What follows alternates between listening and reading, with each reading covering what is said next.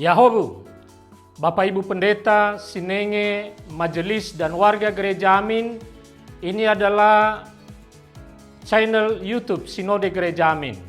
Karena itu, bagi yang mencintai Gereja Amin, tontonlah, subscribe, like, dan bagikan. Gereja Amin yang tangguh, mandiri, dan peduli. Tuhan Yesus memberkati.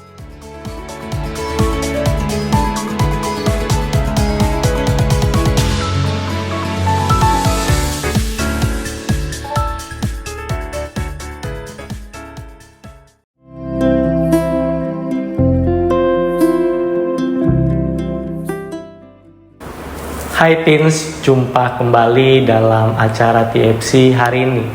Kali ini kita akan kembali menyimak tulisan dari Pendeta Agus Gunawan dalam buku renungan Teens for Christ dengan judul If You Want To, berdasarkan 1 Samuel 18 ayat 9 bersama saya, Yohanes Sung. Mari sebelum kita membaca dan mendengarkan firman Tuhan, kita berdoa. Tuhan Yesus, saat ini kami mau datang ke hadirat-Mu, kami mau membaca dan merenungkan firman-Mu.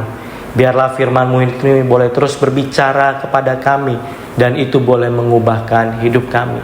Hanya dalam nama-Mu kami berdoa. Amin.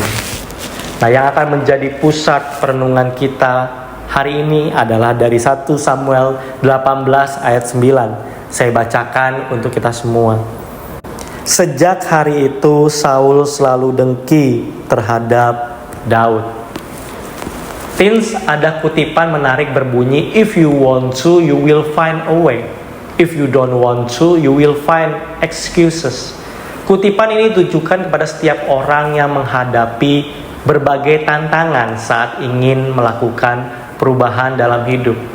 Tidak sulit membedakan antara orang yang mau maju dan yang tidak mau maju. Orang yang mau maju akan mencari jalan dan juga menjadi pemenang.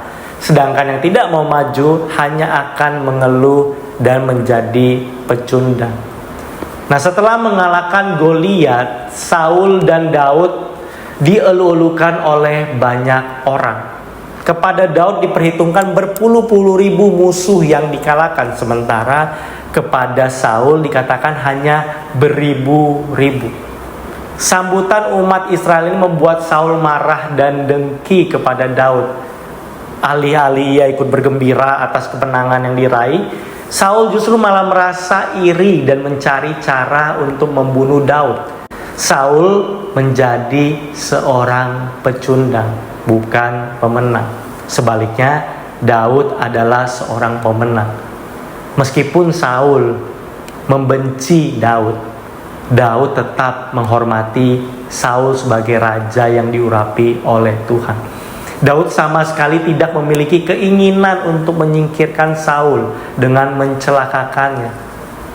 Teens, bagaimana sikapmu ketika ada orang yang lebih baik prestasinya daripada dirimu?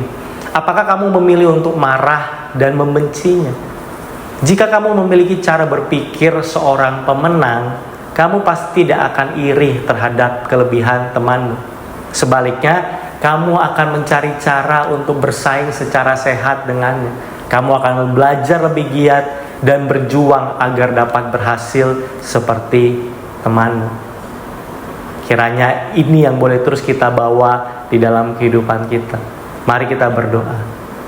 Tuhan, biarlah firman-Mu yang hari ini kami baca dan dengar ini boleh terus berbicara kepada kami.